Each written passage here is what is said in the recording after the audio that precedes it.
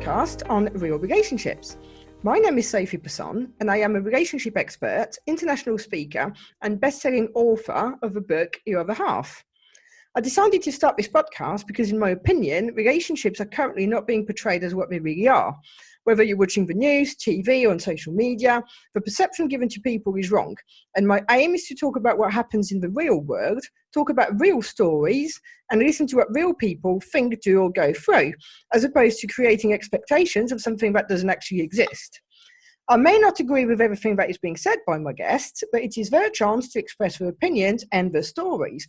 And so here today, we are going to talk about matchmaking with Liz Hickey. Hi, Liz. Hi, Sophie. How are you? How are you? I'm good, thank you. You?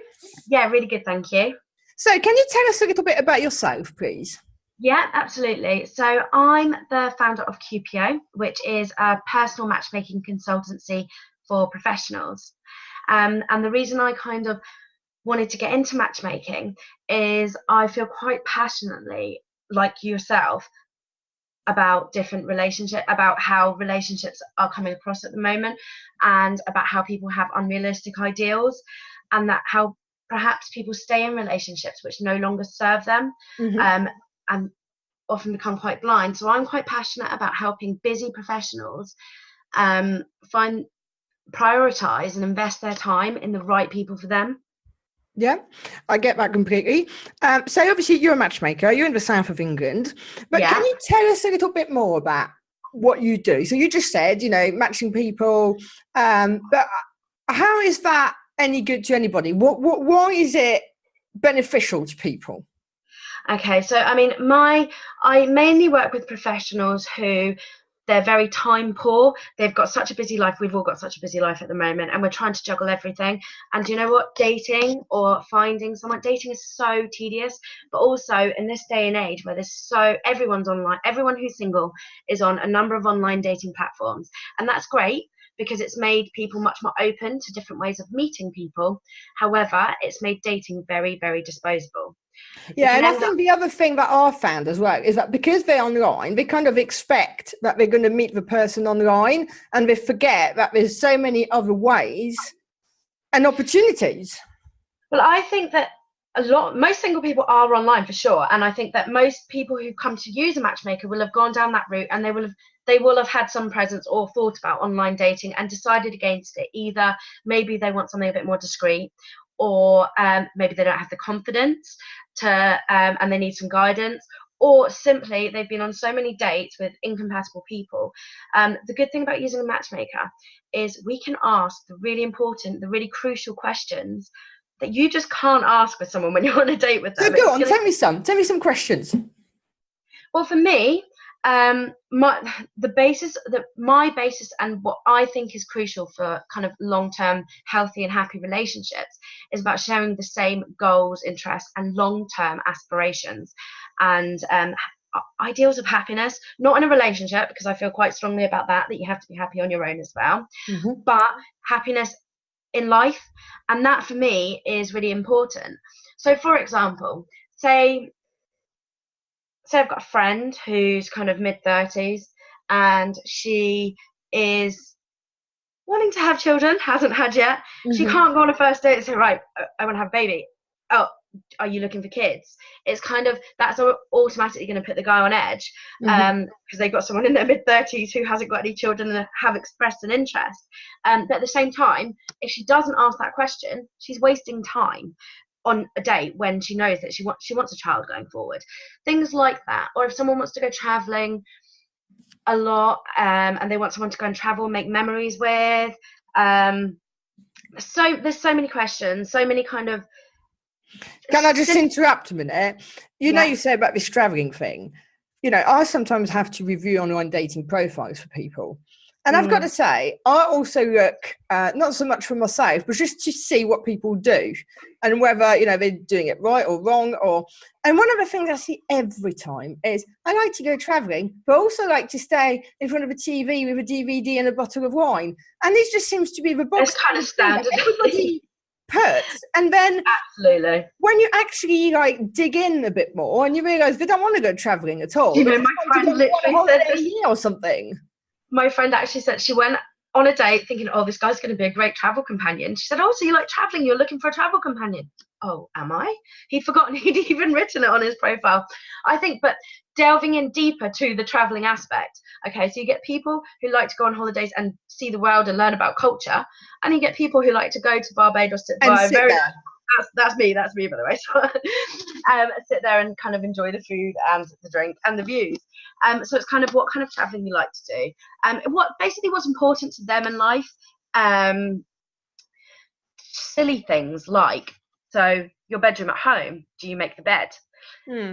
Is your house kind of messy, cluttered? It's kind of, because you get two very extremes on that, and it's kind of matching profiles based on little personality tweaks, but also giving my clients the opportunity to actually put things into perspective as well. So for online dating profiles, there's so many out there. Females I know get inundated by messages.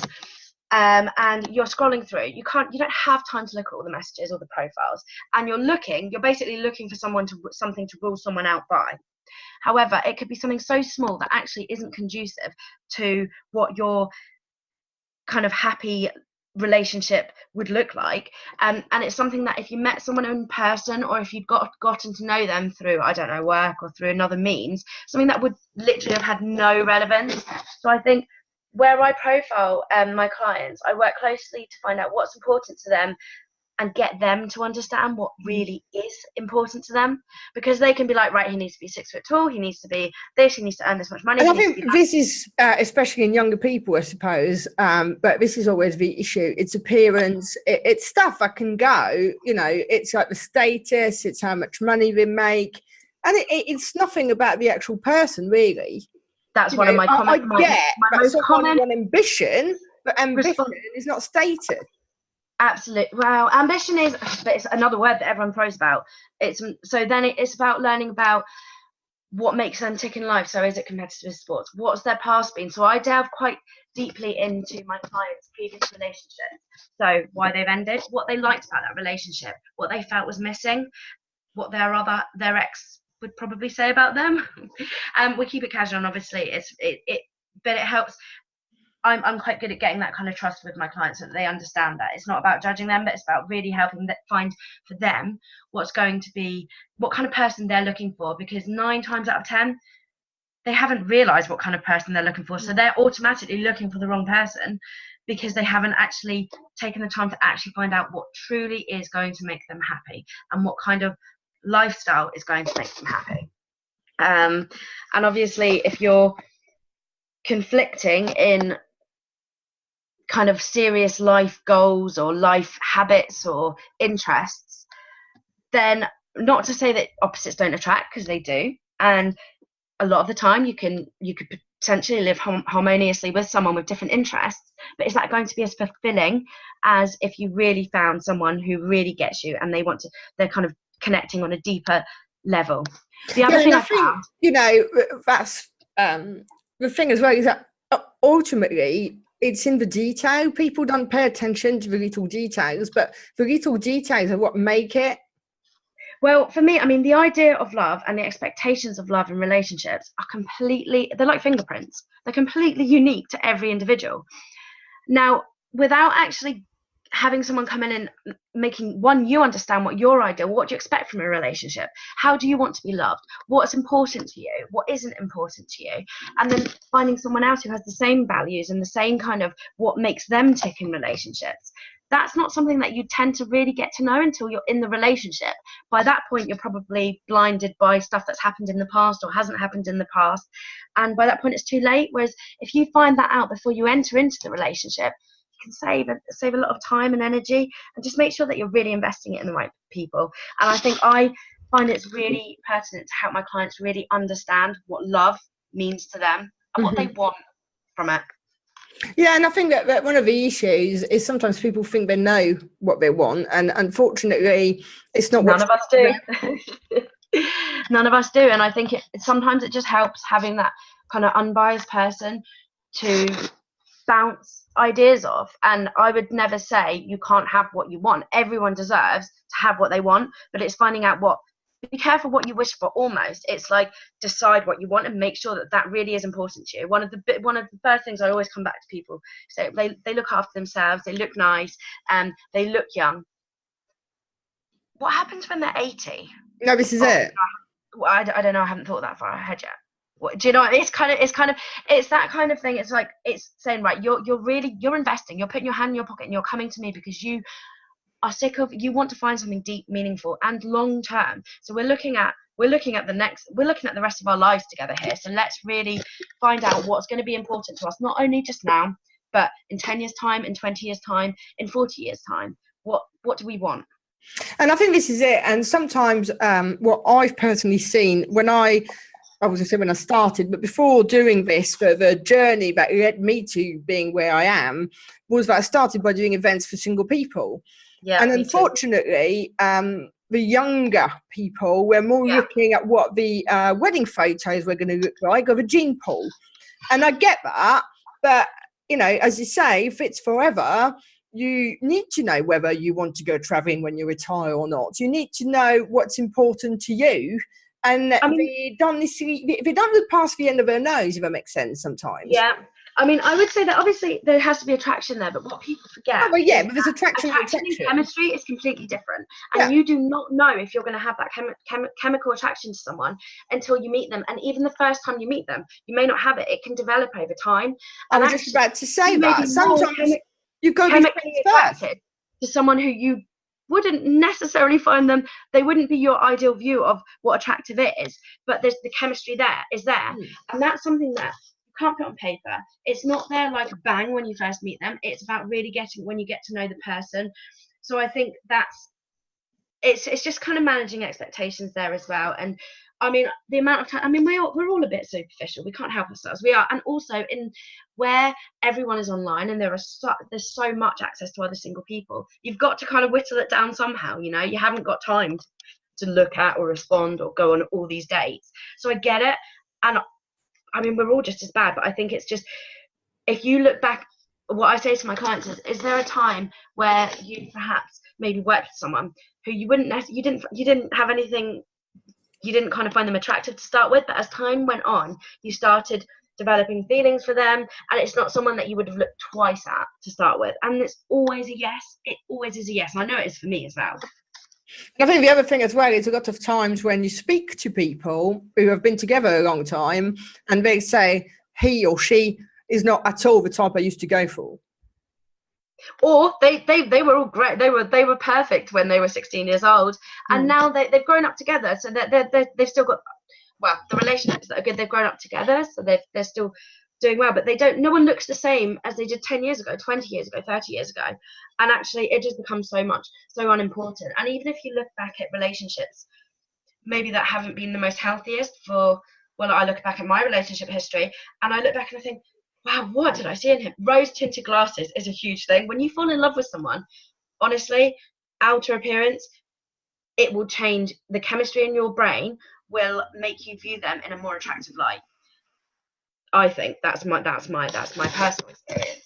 And so, tell me, if someone wanted to go and use you or any matchmaker we talk about you because everybody's different and got their own system, I'm sure. But what would be the process? If I came to you, for instance. Okay. So what I find with matchmaking is outside in the UK, I'd say outside of London, it's still a fairly new concept. I mean, I think in the next couple of years, we're going to see more and more matchmakers. It's going to become much more competitive market. So I think from the first time when someone hears about the concept to perhaps inquiring to then actually deciding to make the jump and actually go and use a matchmaker, I think there's quite a long lead time there. Maybe kind of it's not an instant overnight thing because it is a new concept. It gets people people need to get their head around it, and they need to do their thing and be at the right stage of their dating history. So I'd say this first kind of, once they've made the initial inquiry, I would then go back to them and speak to them and find out if we can work together. So I keep my membership base tight. The reason I do that is I offer a really personalized, bespoke and tailored service. So I can't afford to have hundreds and hundreds of clients that I'm working for, because I don't want to affect my service level. For me, service level is important for every single client. And I'll only help people that I genuinely feel that I can help. If I feel that there's someone that perhaps maybe they're just ready, they're not ready, absolutely. So that's a lot. I've spoken to you, Sophie, in the past about how strongly I feel that people have to be ready for relationships. They have to be happy on their own. They have to be happy within themselves. Because if they're not, then they get into a relationship. They have to have the boundaries and be able to walk away from things if they go wrong. And if they're not happy within themselves, they're not going to be able to establish those boundaries.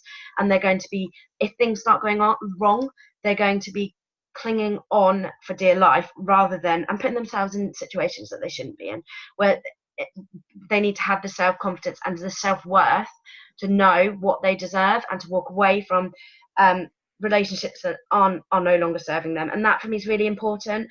It kind of contradicts with, no, it doesn't contradict with what I do at all, because for me, I mean, I do this because I'm passionate about finding people love and happiness and healthy relationships.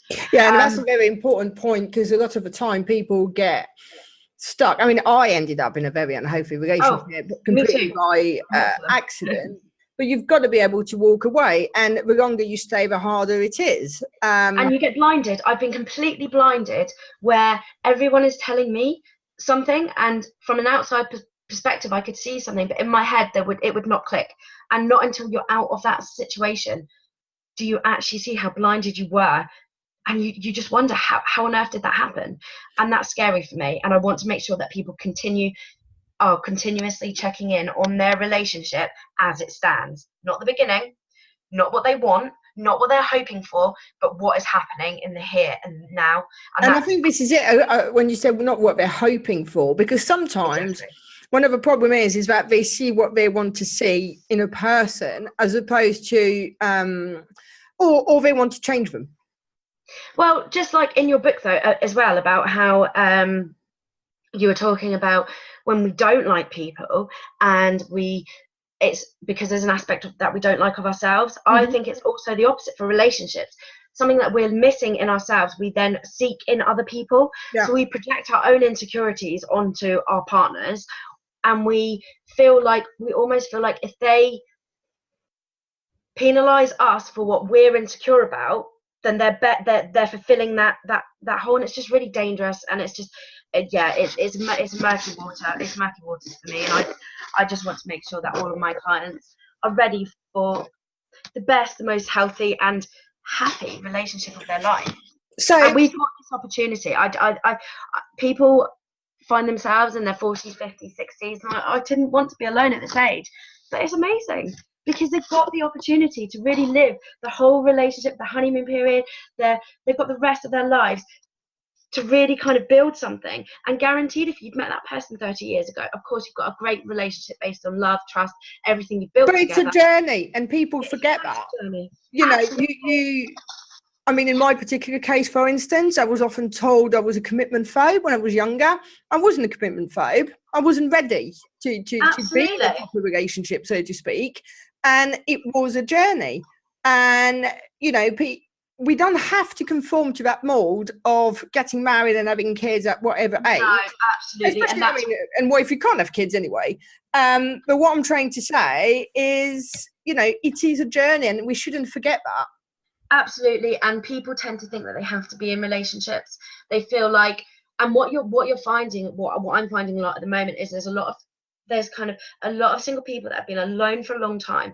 They're good looking, they're independent, but they've got good careers, they've got great friendships, and they're kind of like, hang on though, like, I'm happy. It's harder then to get someone to slot into their life. And it's about when you're actually happy in that stage, though, is the best time to enter into a relationship. And funny enough, I was just about to say, really add value. It's when you are in that sort of state, happy within yourself, that you will unexpectedly meet someone. Absolutely. Well, unexpectedly, absolutely. I mean, there feels like there's a lot of pressure on people at the moment to meet someone. And then obviously I'm being a matchmaker, it kind of says, everyone should be matched, but that's not the case. That's what one of the first things I speak to my client is. I want to sound them out and make sure that they're at the right stage of their life. If they've just come out of a relationship, I say, look, do you know what? You need to take time to heal. You need to take time to work on yourself. Come back to me in 6 months' time. Come back to me when you're ready. And for me, I'd much rather do that than take on clients that I don't feel are sound in a good place to go into a healthy, happy relationship. And have you found... It's about long-term happiness. Have you found some people challenge that? Because I had one that really challenged it. Her husband left her, and he met someone quite quickly because he'd been done for quite a while really. And she was like, it's not fair, I want someone too. And I was like, no, you need to be really careful here because you're not ready at all, and it's not fair on you, your kids, or someone else. And she wouldn't have it. She just like... I think the natural reaction when you come out of a relationship or when you're hurting over someone is you want to fill that void with someone else. That's a natural kind of reaction. Which makes it worse. It does. And what I think is I want to teach people to do is actually to fill that void by removing that person from their life. Don't worry about what they're doing. Don't worry about what you had or what they had or what they're doing in their life now. That is no longer relevant to you. You have to let go of that. Take the learnings and the lessons and use it, put it towards, bring everything you've learned inside, heal yourself, because there's a lot of damage. Like you come out of relationships battered and bruised if they haven't done well. I mean, for sure. So it's like healing yourself, make it, and basically filling that hole with your own self-worth and self-love rather than seeking it from other people. Because if you keep it, I know that it is something that goes against the grain, because a lot of people, they just want that, they just want to fill that gap. But I just have to reassure clients that actually if they wait, they're going to find something a lot more sustainable and fulfilling and deeper in the long run than if they just jump into a relationship with anyone now. I'll see them again in 6 months' time, a year's time, when they're in the same position because they've jumped into another relationship to fill that void, and they're just more unhappy than they were to start with. Wait, heal yourself, be truly happy and independent on your own, and then find someone who's just going to complement and make and really fulfill that side of you. But you don't need anyone. This is about investing in the best relationship of your life, and you need to be in the right place to do that. And what would you say is the number one problem for single people at the moment? I think dating's too disposable. The next person is just the next swipe away. No one, because there's so many people there, like at the click of button, swiping. There's too many people to date. No one's actually taking the time to actually get to know people. They're not taking the time to get to know their dates. Is it kind of the grass is always greener? I couldn't find someone better. It's that, and also people aren't bothering to look past because I think people are still expecting too much, where you meet someone and it's like, bam, swept off your feet. But now you've got to remember that you've been on a million dates now, so you're not that easy to sweep off your feet anymore. You know what I mean? Do you know what? It makes me chuckle, because when I was doing said events for single people, there was one person, she's got to have been 60 or 65. She'd been married twice. So you'd think she'd know how it works by now. But she was still expecting really Prince Charming on the white horse, with the fireworks that were going to come out from somewhere, with a ground that was going to open and violins coming out. And it was just like, but it's not real life. I know that's what you see on TV, but you are the age that you are. It's never happened before. What was it now? I know exactly. And I think the problem is if people aren't getting that immediately, they're getting disillusioned, they're feeling disillusioned, they're going on to the next day, and everyone wants to be in love and find that special person. I think that people are looking for more now than they used to. That men as well are looking for deeper connections, because they've done the dating, they've done so much of the kind of the kind of top level, not getting below the surface. They want to deep further, but no one knows where to begin. So it's about kind of reprogramming everything about what we've learned over the last kind of, I don't know, the last kind of 10 years, where the kind of online dating revolution, and just bringing it back, making it realer and more personal, and reassessing what is really important to us and what makes us happy and is going to sustain that happiness. And what sort of differences do you see between men and women, if any? I know, it's kind of worms, I know.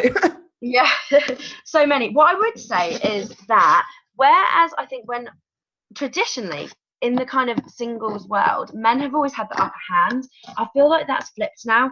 I feel like women, have more that there's more men kind of flooding into their inbox, but two, men are actually now looking for something more deeper and meaningful. So it's like they don't want to be with someone on a superficial level anymore. I find that they're looking for deeper connections. They don't respect themselves if they're kind of just like going after one thing, and they don't respect the girl, but more just as we said earlier about kind of when we think things about other people, it's actually what we think about ourselves. As much as they're not respecting maybe girls if they're just hooking up with them, kind of using them for easy lays, they're not respecting themselves even more. It makes them feel dirty, and they want more from themselves. They know that they're better than that.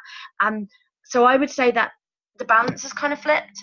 I think it's equaling out now, and I think we're in a position. We've gone a very roundabout circle way of getting here, as kind of with all the online dating and how it started. But we're in a position now where we're actually ready to find better and deeper connections. I keep saying that, but that's what I'm all about, is finding deeper, more meaningful than you've had. Because I think one of the issues as well with online dating, and what you said about like is disposable. Sometimes you go on a site, as I say, to review profiles, whatever, and I always have a quick look just to see. And I promise you, there's some people, they've got to have been on there for 5 to 10 years. Because I've got a faces, and I recognise them. And sometimes you look at the actual profile, and it starts to be really moany, and it's like, oh, I'm back here again. Anger. And I get that, it's not always going to work out the first time around or whatever. But I think that's a problem. And I think it's also the fact that they feel the need to moan about it. Yeah, I think so, but they're doing it based on their experience of online dating. So maybe their confidence has taken a bashing, or they've not been looking for the right people, or they've not been getting the response that they expected to.